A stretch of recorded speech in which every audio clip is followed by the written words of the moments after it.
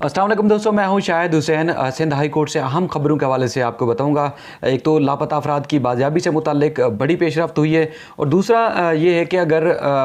पंजाब से बलूचिस्तान खैबर पख्तूनख्वा से अगर सियासी खबरें होती हैं तो वो बहुत ज़्यादा हिट होती हैं, और उसके बाद अगर सूबाई हुकूमत के ख़िलाफ़ सिंध से कोई खबरें हों और ख़ास तौर पर जो उनके खिलाफ अदालतों में केसेस ज़ेर समात हैं तो वो बहुत ज़्यादा हाईलाइट नहीं हो पाती या आवाम तक नहीं पहुँच पाती, क्योंकि अदालतों से हम रिपोर्ट करते हैं तो अदालतों के केसेस भी जितने भी मीडिया के हमारे दोस्त हैं वो अक्सर शिकवा करते हैं कि उनकी न्यूज़ जो ब्रेक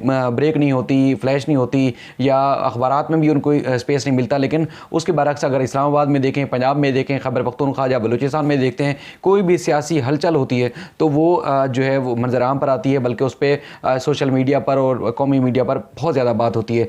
सिंध हुकूमत के ख़िलाफ़ एक अहम केस काफ़ी अरसे से ज़ेर समात है, उसकी मुकम्मल तफसीलात आपको बताऊँगा, और दूसरा जो मिसिंग पर्सन के हवाले से जो अहम पेशरफ्त हुई है वो भी आपके सामने रखता हूँ। आज ख़ास तौर पर तकरीबन 6 लापता अफराद जो कि कई अरसे से लापता थे वो बाजियाब हो गए हैं। सिंध हाई कोर्ट ने, जिस तरह हम रोज़ रिपोर्ट करते हैं, हुक्मनामे जारी किए थे, उसके बाद तमाम इदारों को पाबंद किया था कि लापता अफराद की बाजियाबी जो है उसको यकीनी बनाई जाए। पिछले 27 जनवरी को हमने एक केस रिपोर्ट किया था जिसमें एक बुजुर्ग खातून थी जिनका बेटा 2.5 माह से लापता था, और अदालत में उन्होंने आहो-बका की और अपनी बीमारी के हवाले से ही बताया, तो सिंध हाई कोर्ट ने हुक्मनामा जारी किया था। उसके बाद आज उनका बेटा अनीस अब्बास जो है वो बाजियाब होकर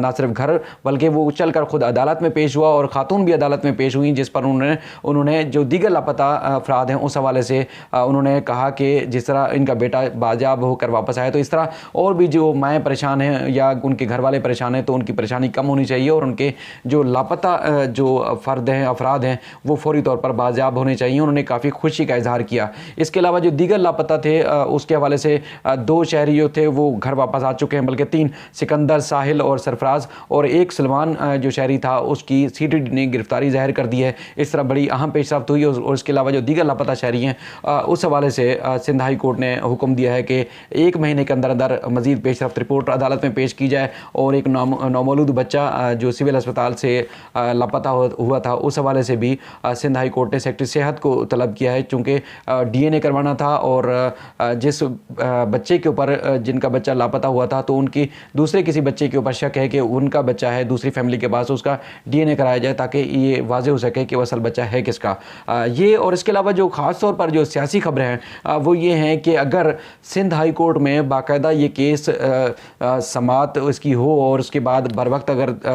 दलाइल दिए जाएँ या ताख़िरी हरबे सूबाई हुकूमत की जानिब से इस्तेमाल ना किए जाएँ तो आधी से ज़ायद काबीना जो है इस वक्त जो है वो नाअहल हो सकती है, और नाअहल हो सकती है बल्कि वो मुकम्मल तौर पर जो है वो सियासी पस मंज़र से भी गायब हो सकती है, और उनके ख़िलाफ़ जो क्रिमिनल केसेस हैं वो भी जो है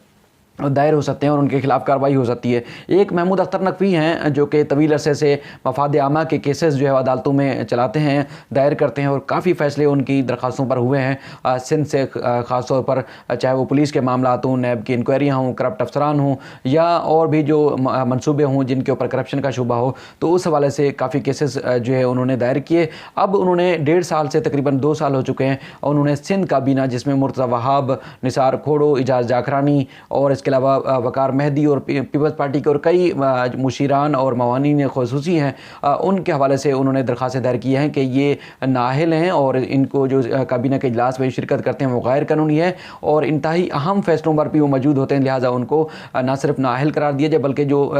काबीना के इजलास में शिरकत करते हैं उसको भी रोका जाए। जस्टिस मोहम्मद अली मज़हर की अदालत में ये केस ज़ेर समात है, और हर बार जो है वो सरकारी वकील की जानिब से जवाब जमा कराने के लिए मोहलत तलब की जाती है। आज भी जस्टिस मोहम्मद अली मज़हर की अदालत में जब ये केस ज़ेर समात था तो उस पर जो है वो अदालत ने कहा कि अगर सिंध हुकूमत ये जवाब नहीं जमा करा रही, बरहमी का इजहार किया, तो हम जो फ़रीक़ैन हैं यानी कि मुर्तज़ा वहाब, वकार मेहदी, निसार खोड़ो, इजाज़ जाखरानी और दीगर जो इस पर नामज़द हैं, तकरीबन 20 से ज़ायद जो मुशीर हैं और मावनीन ख़ुसूसी हैं, तो उनको बराह रास्त नोटिस जारी करते हैं ताकि सिंध हुकूमत तो एडवोकेट जनरल ऑफिस के ज़रिए जवाब जमा नहीं करा रही, ताकि हम उनसे ख़ुद पूछें और उसके बाद केस को आगे चलाया जाए। लेकिन जो असिस्टेंट एडवोकेट जनरल थे शहरयार महार साहब, उन्होंने अदालत को बताया कि जो सिंध हाई कोर्ट का फ़ैसला है वो सुप्रीम कोर्ट से मुअत्तल हो चुका है। तो दरख्वास्त गुजार जो महमूद अख्तर नफ़ी हैं, उनकी जानिब से कहा गया कि सिर्फ मुर्तज़ा वहाब के हवाले से जो सिंध हाई कोर्ट का फ़ैसला था वो सुप्रीम कोर्ट से मुअत्तल हुआ है, लेकिन जो दीगर जो मावनीन ख़ुसूसी और मुशीर हैं सूबाई हुकूमत के, उनका जो केस था उससे मुतालिक जो सिंध हाई कोर्ट का फ़ैसला था वो मुअत्तल नहीं हुआ। और इनकी जो दरख्वास्त है वो बिल्कुल बरअक्स है जो दीगर जो मावनीन ख़ुसूसी हैं। तो अब अदालत ने कहा कि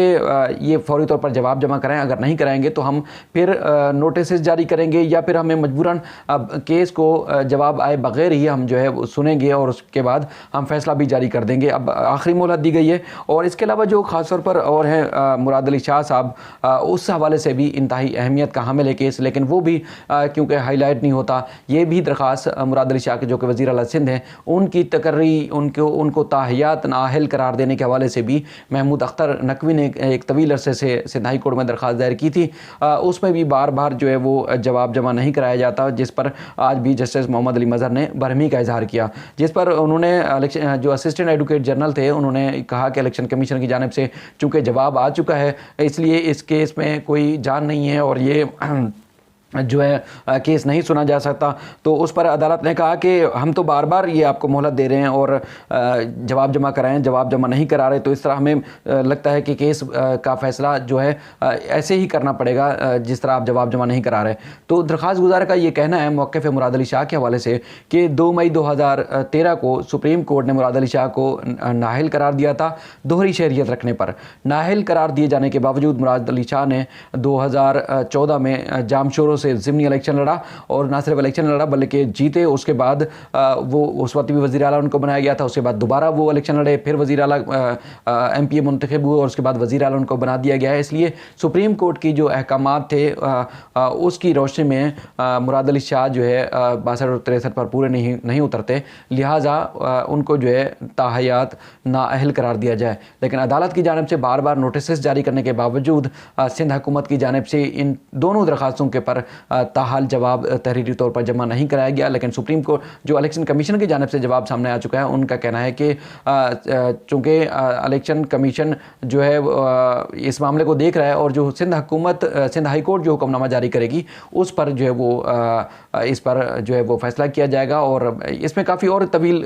चीज़ें हैं जो मज़ीद आगे चलकर भी आपको बताऊँगा। लेकिन इसमें हम देखते हैं कि अगर इस नोयत की केस अगर इस्लामाबाद या इलेक्शन कमीशन या सुप्रीम कोर्ट में ज़ेर समाअत होता तो तकरीबन हर समाअत पर हम देखते हैं कि उसको मुकम्मल तौर पर हाईलाइट होता, लेकिन यहाँ पर मामला दब जाता है क्योंकि दरख्वास्त गुजार एक आम शहरी हैं, कोई सियासतदान नहीं है। और उसके बाद फिर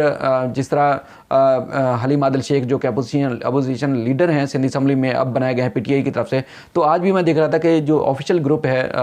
पीपल्स पार्टी का जिन सहाफ़ियों के लिए व्हाट्सएप ग्रुप बनाया हुआ, तो उसमें आज बाकायदा तौर पर एक मैसेज चलाया गया कि कल यानी कि बुध के रोज़ हलीम आदिल शेख की नाअहली के हवाले से केस ज़ेर समाअत है। तो उस पर काफ़ी हलचल मची हुई है कि